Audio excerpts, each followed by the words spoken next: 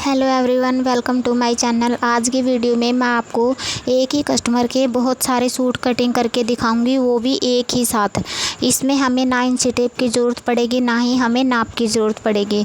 बस आपको एक सूट है ना बहुत ही अच्छे तरीके से कटिंग करना है। आपके पहले सूट में कोई भी कमी नहीं होनी चाहिए। जैसे आप अभी जैसे डर डर के सूट कटिंग कर रहे हो ना, तो आपने एक साथ सारे सूट कटिंग नहीं करने हैं। बट अगर आप इतने एक्सपर्ट हो सिलाई में कि आपको आपके ऊपर खुद के ऊपर पूरा विश्वास है कि मेरे सूट में कोई भी कमी नहीं आने वाली है, कस्टमर को कोई शिकायत नहीं होती है, तभी आप एक साथ इतने सारे सूट कटिंग करना। नहीं तो आप मत करना अगर आपके सूट में कोई कमी आती है तो। ठीक है, कस्टमर की अगर बार बार शिकायत आती है तो आप सिर्फ एक एक सूट ही कटिंग कर सकते हो। अगर एक्सपर्ट हो तो बहुत सारे सूट एक साथ कटिंग आप कर सकते हो। अगर एक ही कस्टमर के हैं तो ठीक है, मैं बार बार यही बात कहती हूँ, एक ही कस्टमर के सूट है तो ही आप एक साथ इतने सारे सूट कटिंग कर सकते हो। तो जब हम पहला सूट कटिंग करते हैं ना, तो पहले सूट में हमें विश्वास होना चाहिए कि सूट में कोई कमी नहीं आएगी। ठीक है, कस्टमर को पसंद आ जाएगा हमारा सिला हुआ सूट। तो आपने क्या करना है, पहले सूट को आपने कटिंग कर लेना है अच्छे तरीके से, उसकी बाजू कटिंग कर लेनी है और अच्छे तरीके से नाप देख के आप उसका और अच्छे तरीके से आपने उसकी कटिंग कर लेनी है। ठीक है, फिर अगर आपके पास 5, 6, 7 जितने भी सूट हैं उनको आपने एक एक करके ले लेना है। और आपने उनके अंदर क्या ध्यान रखना है, उसमें आपने इस बात का ध्यान रखना है कि अगर आपके सूट में कान नहीं होने चाहिए, और जब आप कपड़ा बिछाओगे तो उस कपड़े को आपने बिल्कुल सीधा बिछाना है। थोड़ा सा भी आपका कपड़ा बिछाते टाइम टेढ़ा नहीं जाना चाहिए। ठीक है, फिर उसके बाद आपने फ्रंट पार्ट को एक बार इसके ऊपर बिछा लेना है और इसको आपने ऐसे बिछाना है कि दोनों कपड़े आपके बिल्कुल बराबर रहने चाहिए। ठीक है, थोड़े से भी आपके छोटे बड़े नहीं होने चाहिए। जहाँ पे हमारी बंद साइड होती है वहाँ से, तो बंद साइड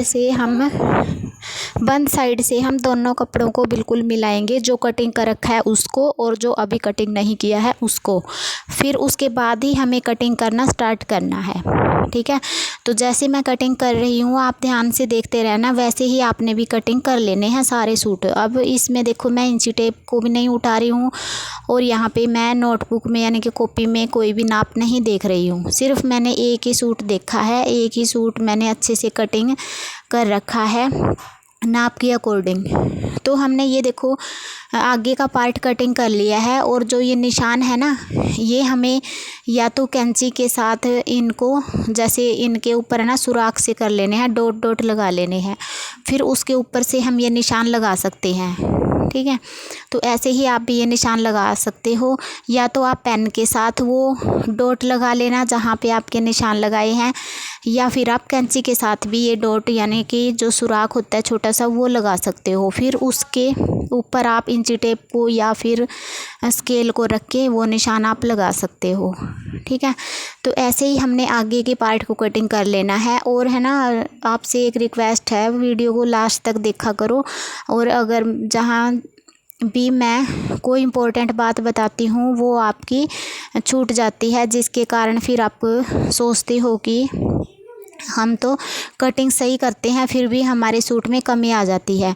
तो आप में कमी ये है कि आप वीडियो को लास्ट तक नहीं देखते हो, क्योंकि मैं जो इम्पोर्टेंट बात होती है वो बीच बीच में बताती रहती हूँ। ठीक है, उन्हीं बातों को हमें सुनना बहुत ज़रूरी होता है। और सिलाई में है ना, सबसे ज़रूरी क्या होता है, सिलाई में हमें छोटी छोटी बातों का ध्यान रखना पड़ता है। छोटी छोटी टिप्स है उन्हें हमें फॉलो करना पड़ता है। ठीक है, तभी हमारी सिलाई में फिनिशिंग भी आती है और हमारी फिटिंग भी अच्छी आती है, और उसके अंदर कोई भी कमी नहीं आती है। कस्टमर की कोई शिकायत नहीं आएगी अगर आप छोटी छोटी जो बातें होती हैं उनको आप फॉलो करते हो तो। ठीक है, तो ये हमारा पीछे का पार्ट हमने इसको बिछा लिया है कपड़े को। इसमें भी हमने है ना कपड़े को खींच के देखना है। एक तो बंद साइड से हम खींच के देखेंगे, एक हम ऊपर से खींच के देखेंगे। ठीक है, और जहाँ से हम खींच के देखते हैं कपड़े को वहाँ से हमारा कपड़ा बिल्कुल सीधा खींचना चाहिए, उरेब में हमारा कपड़ा नहीं खींचना चाहिए। अगर उरेब में हमारा कपड़ा खींच रहा है तो आप समझ जाना कि इसके अंदर आपके कपड़े में कान है। ठीक है, और कान को निकालने के लिए आपने उसको खींच खींच के सीधा बिछा लेना है। ठीक है, और मैं फिर से आपको ये बात दोबारा से बता रही हूँ कि जब हमारा जहाँ पे फोल्डेड साइड है यानी कि बंद साइड है सूट की, वहाँ से हमने बिल्कुल बराबर कपड़े को बिछाना है और ऊपर से बिल्कुल बराबर बिछाना है। फिर हम इस सूट को साइड से कटिंग कर सकते हैं, ठीक है। सेम टू सेम आपने कटिंग करना है, थोड़ा सा भी आपने इसको छोटा बड़ा ऊंचा नीचा नहीं कट करना है, बिल्कुल सेम कटिंग आपने कर लेनी है। और अभी मैं आपको बाजू की कटिंग करना भी बताऊंगी कि कैसे हमने बाजू की कटिंग करनी है, ठीक है। तो मैं देखो कि इतने सूटों की कटिंग करूंगी, आप देखते रहना, ये एक ही कस्टमर के हैं। तो यहाँ पे हमने पीछे के पार्ट को भी कटिंग कर लिया है और प्लेट का निशान हमने लगा लिया है, क्योंकि इसमें हमने आगे भी प्लेट लगाई है और पीछे भी प्लेट लगाई है, ठीक है। अगर आपको सूट के अंदर प्लेट डालने नहीं आती है, अच्छे से आपकी प्लेट नहीं आती है, जैसे कभी आपकी प्लेट नीचे हो जाती है कभी ऊंची हो जाती है, कस्टमर की शिकायत ये रहती है कि हमारी प्लेट आपने ऊंची कर दी नीची कर दी। तो अगर आपको प्लेट डालना सीखना है तो आप मेरे पास कमेंट कर सकते हो।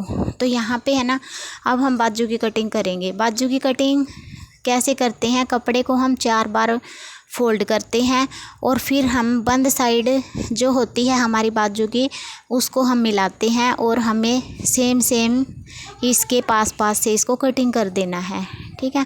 और फिर हमें आगे की जो हमें छटाई करनी होती है वो हमें अपने हिसाब से करनी होती है। तो देखो मैंने एक बार भी इंची टेप को नहीं लिया है, यहाँ पे सिर्फ हमने जो कटिंग कर रखा है सूट वो हम बार बार उठा रहे हैं और उसी को रख के हम सारे सूटों की कटिंग कर रहे हैं।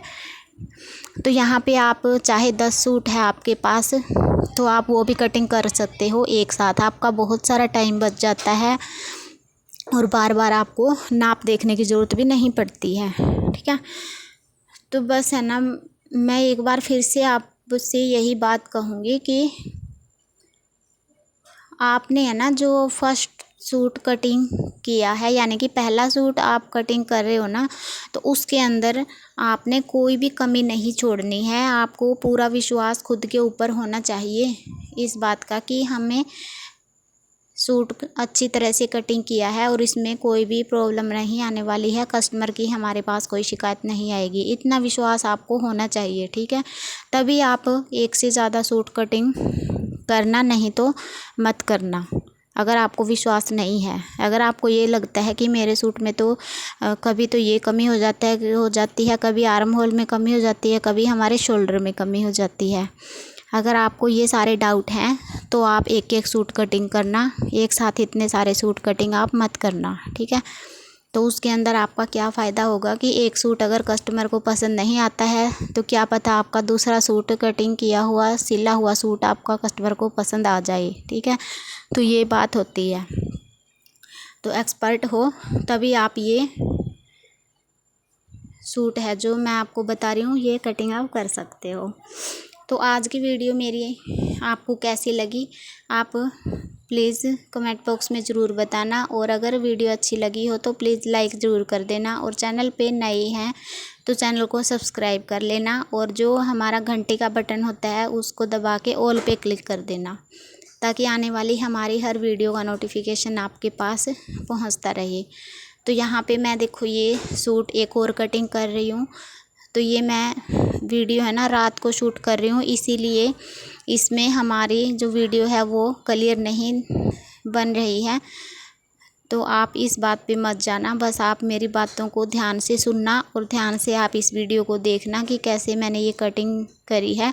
इतनी ख़राब भी वीडियो नहीं है कि इसके अंदर कुछ दिखेगा नहीं, दिखेगा बट इतना साफ़ नहीं दिख रहा होगा, कलर थोड़ा सा अलग आ रहा है क्योंकि ये वीडियो हमारी रात की है, ठीक है। तो रात को ज़्यादातर है ना हमें रात को सूट कटिंग करने चाहिए ताकि हम दिन में हमारा सिर्फ सिलाई का काम करते रहें।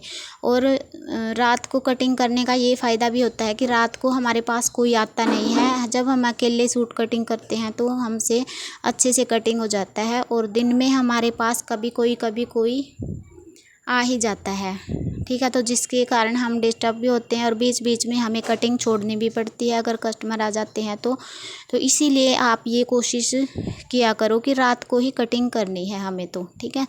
तो रात को कटिंग करना बहुत ही बेस्ट है। दिन में सिर्फ आपकी सिलाई रह जाती है, फिर आप फटाफट से सिलाई कर सकते हो। और तुरपाई का काम आप जितना हो सके उतना बाहर ही देना, क्योंकि तुरपाई में जितना टाइम लगता है उतने टाइम में हम एक और कुर्ती बना देते हैं, ठीक है। तो मैं ऐसे ही करती हूँ, तुरपाई मैं बाहर दे देती हूँ या मम्मी कर देती है। पहले तो मम्मी ही करती थी, बट अब मैं बाहर देने लग गई हूँ, क्योंकि ज़्यादा सूट हो जाते हैं तो मम्मी से इतनी तुरपाई नहीं होती है और घर का काम भी हो जाता है, इसीलिए हमें बाहर ही अब तुरपाई देनी पड़ती है। तो ये कटिंग आपको कैसी लगी प्लीज़ बताना ज़रूर आप, ठीक है। तो ये लास्ट वाली कटिंग मैं कैसे कर रही हूँ इस बात पे भी आप गए होगे। ये मैंने है ना किनारे की साइड रख लिया पहले इसको, फिर हमने सिंगल कपड़े को उठा लिया और इसको हमने फोल्ड कर दिया, ठीक है। जितना हमें जल्दी काम करना होता है उतना हम करने की कोशिश करते हैं, तो नहीं तो हम इसको सिंगल फोल्ड करते हैं पहले और फिर हम इसके ऊपर कुर्ती को बिछाते हैं। लेकिन हमने इसमें लास्ट में क्या किया, पहले हमने इसकी बैक पार्ट की कुर्ती को बिछा लिया किनारे की साइड और फिर उसको हमने सिंगल कपड़े को ऊपर से उठा के और उसको हमने एक साइड में कर लिया, ठीक है। तो ये थी हमारी कटिंग, सारी कटिंग हमारी हो गई है, सिर्फ हमारी एक लास्ट में बाजू की कटिंग बच गई है। तो बाजू की कटिंग और हम इसके अंदर कर लेते हैं। और सलवारों की कटिंग हमने एक सलवार की कटिंग तो कर ली है, बाकी सलवारों की कटिंग मैं अभी कर लेती हूँ। तो सलवार की कटिंग हम सलवार के ऊपर रख के नहीं कट कर सकते, वो हमें अलग अलग ही कट करनी पड़ती है सलवार, क्योंकि सलवार में है ना, किसी सलवार में तो हमें टेढ़ा कपड़ा निकालना पड़ता है, किसी में हमें सीधा निकालना पड़ता है और किसी में कपड़ा सलवार में कम आता है, किसी में ज़्यादा आता है। इसीलिए हम सलवार को अलग अलग ही कट करेंगे, सिर्फ हमें कुर्ती को ही एक साथ कटिंग करना होता है अगर टाइम बचाना है तो, ठीक है। तो ज़रूरी नहीं है कि आप भी इतने सारे सूटों की एक साथ